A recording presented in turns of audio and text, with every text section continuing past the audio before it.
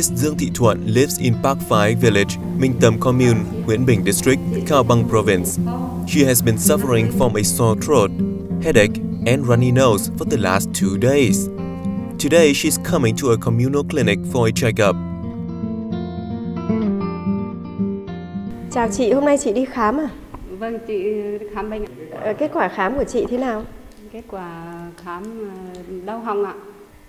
Chị thấy chất lượng dịch vụ của trạm y tế xã Minh Tâm thế nào? Tôi thấy dịch vụ rất tốt. Bác sĩ rất nhiệt tình và tôi rất hài lòng ạ.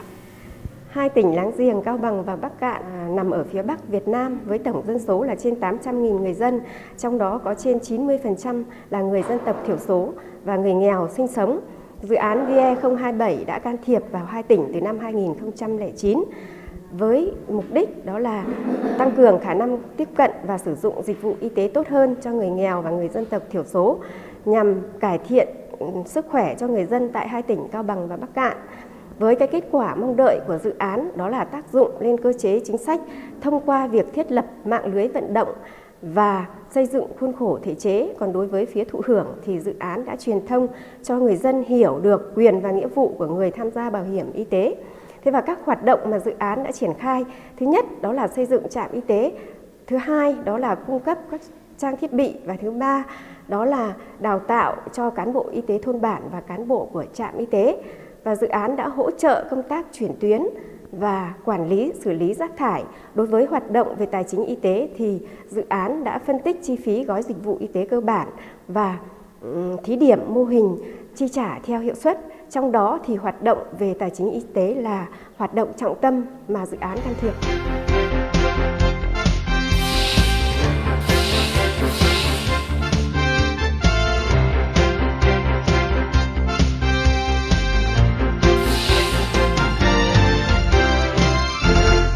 Performance-based financing, PBF, is an innovative, results-oriented approach that provides incentive to providers based on their achievements of agreed-upon and measurable performance targets. Incentives include financial payments, bonuses, and public recognition. Similar incentives can also be used to motivate people to use the services, such as giving birth at a facility or complete treatment. PBF requires verifiable indicators and provides incentives for meeting or exceeding the expected results. PBF can increase the use and the quality of healthcare services, exercise cost effectiveness, support efficient use of limited resources, and improve staff motivation, morale, and retention. Why do we need to implement a PBF model? For a long time, Vietnam's healthcare system has been relying on input-based financing of facilities and time-based salaries of personnel. Neither provides the basis for improving organizational and individual performance.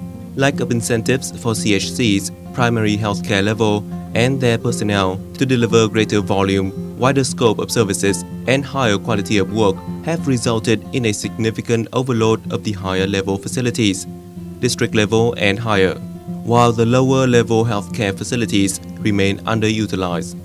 PBF serves one of several mechanisms to improve health system performance. In this regard, PBF interventions in Cao Bằng and Bắc Kạn should be viewed in the context of a strategic objective to improve performance of the health system in two provinces in general, and performance of health services delivery system in particular. Improvements in delivery of health services involve enhancement in quantity, scope, quality, and equity of rendering services to population. The purpose of the PBF model implementation within the VIE027: improve performance of the health system in two provinces in general, and improve performance of the delivery of health services in particular. Strengthen performance at the primary healthcare level (CHC) in terms of quantity, scope, quality, and equity for rendering services to population. How is PBF pilot working? Developed an operational manual (OM) in which institutional arrangements, technical and financial aspects, roles/responsibilities of all involved parties/agents were clearly defined. The operational manual was validated by Provincial Department of Health, DOH. The use of operational manual is mandatory for every PBF party/agent. PBF are provided with additional funding to current public financing of CSCs. PBF utilizes existing governance structures, financial flows, and health management.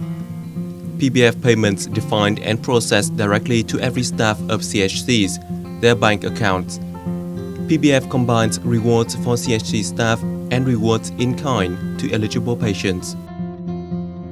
One of the most appreciable changes when PBF is applied in the community is the impact of PBF rewards on the total income of CHC staffs. In this aspect, PBF is clearly and definitely a strong incentive tool, encouraging staff to provide more and better quality healthcare services. Chart number 1 shows the average PBF rewards earned as percentage compared with the average staff income, salary and bonus by CHC staff in Bagan for 3 quarters in 2014. In Cao Bang, the average percentage of PBF rewards earned compared with the average CHC staff income has seen a rise of 50.26% over 3 quarters. In 2013, Ms. Hoàng Thị Thủy, midwife at Minh Tâm CHC, Nguyễn Bình District, Cao Bang Province, her life was not very comfortable with an average income of 15 million per quarter. Since April 2014, under the PBF program, Ms. Thủy found encouragement for performing her task well and to a higher level of satisfaction for her patients and colleagues. Over the last 3 quarters, she received PBF rewards averaging 7 million Vietnam dong, increase of 46% per quarter. Her income rose considerably. The Department of Health provides strategic and operational support and monitor the PBF pilot implementation within their province. District Health Center give advice or guidance to commune health centers, supervise the implementation of the pilot, verify and approve performance data or reports from CHCs. Commune health centers are key agents to improve performance. Every CHC focuses on improvements in performance targeted by PBF. All agents or parties act within a contractual framework. One aspect of M&E procedure linked with the implementation of PBF is to verify all activities done by institution involved in the PBF mechanism before payment. Without verification, PBF implementation would be meaningless. PBF design in Cao Bang and Bagan envisages verification to take place at the following levels. 1. Self-verification, verifying data in records and reports by CHC itself. 2. Internal verification by a supervising party, verifying data in records and reports of CHC by a supervising DHC/DOH. And 3.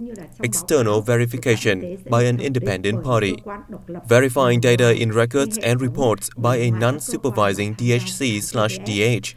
This level is expected to be done in 2015. The PBF model has been implemented in 18 CHCs of 6 districts of Cao Bang and Bagan provinces from April 2014. And this model was extended to 18 additional CSCs from January 2015. The PBF experiment will be completed by September 2015. 4 key focus areas in 2014. Area 1. Level of service utilization. Area 2. Prenatal care. Area 3. Birth deliveries and postnatal care. Area 4. Hypertension. One of the VIE027's targets is to encourage the utilization of healthcare services at communal level in order to relieve traffic at central and district level facilities. During the PBF pilot implementation, CHCs are encouraged to achieve an overall increase in quantity of patients by increasing the number of preventive care visits of home visit by CHC staff to patients living in remote areas, and by increasing the regular treatments for patients of CHCs. The number of patient visits per capita increased in 17 out of 18 CHCs from the first quarter to the third quarter of the pilot. PBF encourages more and more residents to go to the CHCs for healthcare services. Out of 18 CHCs, most of CHCs increased the number of preventive patient visits per capita in PBF in the third quarter 2014 compared to previous quarter. This is a huge step in the implementation of improving people's understanding of preventive methodology.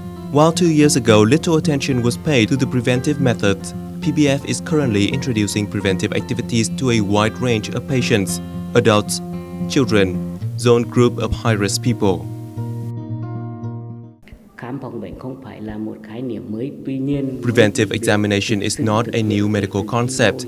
However, until PBF applied in our CHC, did its content become a reality.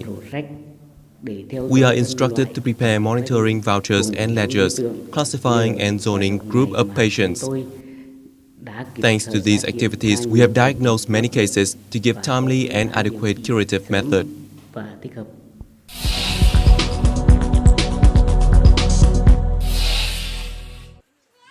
Previously, the effectiveness of CHC's prenatal care was ineffective due to late registration for prenatal care and infrequent prenatal visits. Since 2014, thanks to the support of project VIE027, prenatal care services have gradually improved.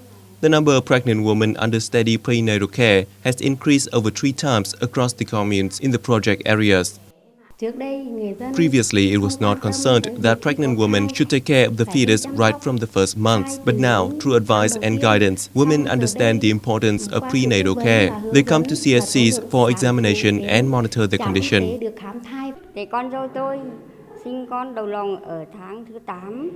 My daughter-in-law gave birth to her child at the 8th month. The baby usually cried all night, and it was very hard for my family to take care of her. When my daughter-in-law had her second child last year, she took iron, calcium, and other vitamins.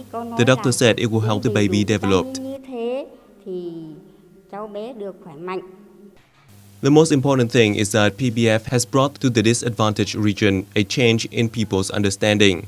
Mothers and babies should always be the top priority from the beginning.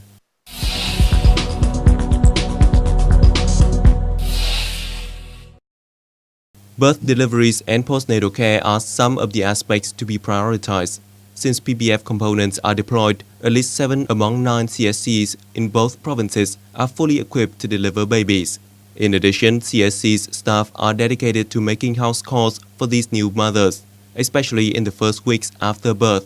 Phú Ngọc is one of CSCs with positive enhancement, with their CSC staffs visited 9 cases in the second quarter, an increase of 125% compared to the first quarter.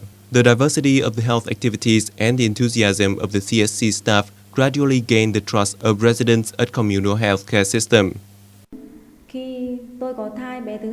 When I was pregnant, I attended consultancy classes on reproductive health care and breastfeeding. So when my baby was born, I was not worried so much.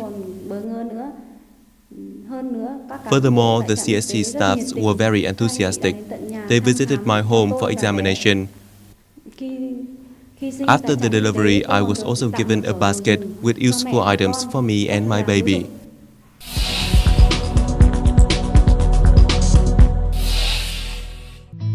These are pictures of a conference on hypertension in a cultural house in a village. At the conference, people were explained about what hypertension is, its symptoms, and curative method. This is an aspect of PBF implementation that is included in VIE027. The steps to detecting and managing patients with hypertension are as follows: raising awareness, screening, and monitoring. Quý 1 thực hiện PBF. In the first quarter of PBF implementation, we conducted screening for 238 people aged 25 and older. In the second quarter, we provided services for 148 people. It is expected that in the third quarter, we will continue to implement the activities for zoning, early detection of patients with hypertension to give timely treatment options.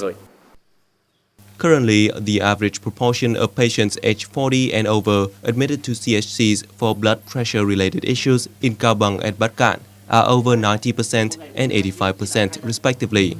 Moreover, the number of patients with hypertension that require frequent monitoring reaches over 90%. PBF not only enhances trust in local healthcare system, but also helps CSCs improve its working styles, such as recording book management, hygiene and waste solutions, pharmaceutical availability. Clean CHC buildings or scientifically advanced wards were not typical prior to PBF.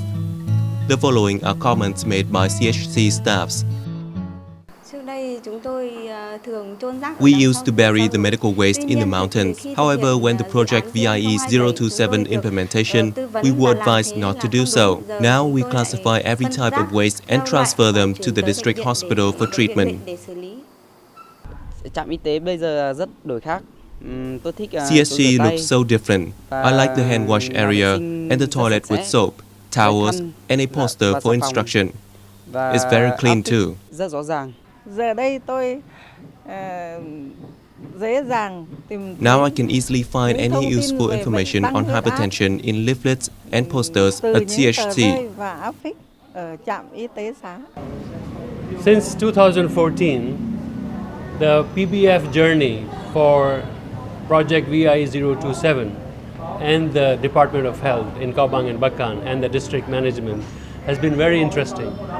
When we started in April 2014, our staff had very little knowledge of what we were about to do. But over the past 9-8 months, they have significantly improved their knowledge about performance-based financing, and that helps in implementing the pilot. The difficulties they had to overcome was their knowledge of computer, data collection, understanding of the objectives, and also various other difficulties related to the verification of the data. However, the patient at the same time was being served, and we also have seen a significant increase in patient numbers. At the last count, we were averaging at least a 7% increase across the board in all services. Patients have increased from 24,000 to 25,000 just in one quarter. So we can say that our experiment is on its way to perform well. However, there are still many areas which we need to watch out for. For example, that the staff should not slide back into old habits. So that means the constant management and supervision of the work being performed is very important. Number two, constant attention to the objectives and how the documentation is done is also very important. The areas which are significantly improved are hypertension in screening, examinations of patients, MCH, and drug management. In addition, other factors relating to the management of the CHCs have also seen great increase. For example, the waste management, hygiene in the CHC, cleanliness, all these areas have shown significant improvement. Also now we are looking at expanding this experiment from 3 CHCs per district, that means 9 per province, to 18 per province for the year 2015. For this purpose, in 2015, we have already conducted trainings at the new sites with the help of the old sites. The old sites are now assisting the new sites to come up to par and start implementing the PBF program. And we hope that during the year 2015, the PBF program will be implemented successfully and it will be a model to be replicated in the country. Together with other development partners, we have been working to ensure that there is sustainability of the PBF program in Vietnam. Vietnam is new to this type of health financing, and we have seen that the incentives and reward system works. So if it is implemented properly and continue to be monitored in a way that is designed, I think we will have a successful completion for this pilot. Now I would like to also talk about the different challenges which Project VIE027 continues to face.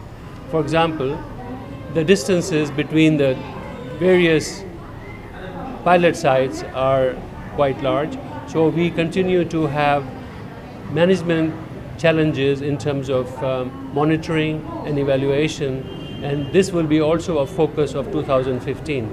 M&E is a very important aspect of a successful PBF program, and we will ensure that the assessment and monitoring continues to improve. So the results are sustainable and the gains are longer lasting. Other development partners who are working in the same field, namely the World Bank and the project VIE027, have started to collaborate on exchanging the experiences and shared learning. In the year 2015, we also hope to have policy examples conveyed from the two provinces to the national level through a dissemination workshop and also through the cooperation of other development partners in order to aid the Ministry of Health's policy making and ensuring that PBF continues to prosper beyond the project and also incorporates into the bigger health financing picture of Vietnam.